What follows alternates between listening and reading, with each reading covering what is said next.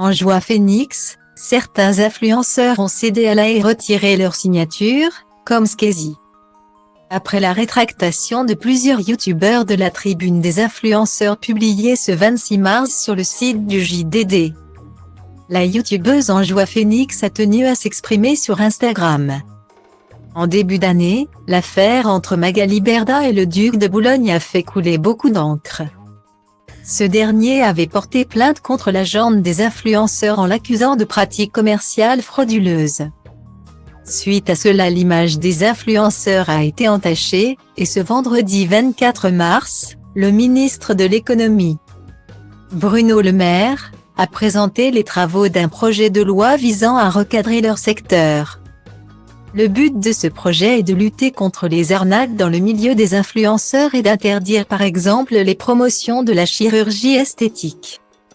Après avoir appris cela, les influenceurs et créateurs de contenu ont publié une tribune sur le site du JDD.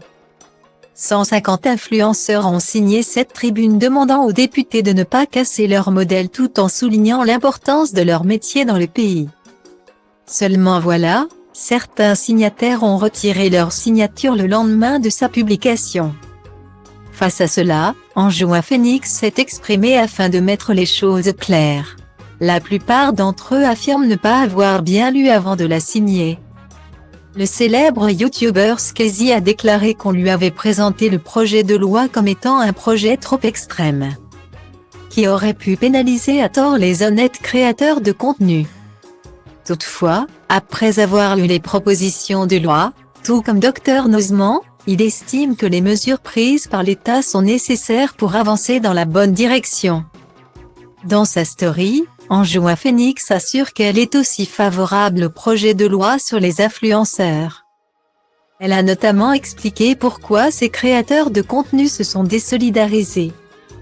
Pour la youtubeuse, ces influenceurs ont juste cédé à la panique du bad buzz et de la confusion générale. Selon ses dires, cela est dû à un article publié par BFM TV qui fait passer la tribune comme étant une protestation contre le projet du gouvernement. Pour En Joie Phoenix, la tribune n'est pas du tout négative et partage le même but que le projet de loi du gouvernement. Ainsi, la jeune femme ne compte pas céder sous la pression et retirer sa signature. Toujours dans sa story, la youtubeuse a aussi tenu à réagir face aux critiques des internautes sur l'erreur de timing. Pour information, à cause de la situation actuelle sur la réforme des retraites, certains internautes ont jugé que le moment était mal choisi. Ils ont même fait une remarque comme quoi les influenceurs ne se manifestent que lorsque leur activité est menacée.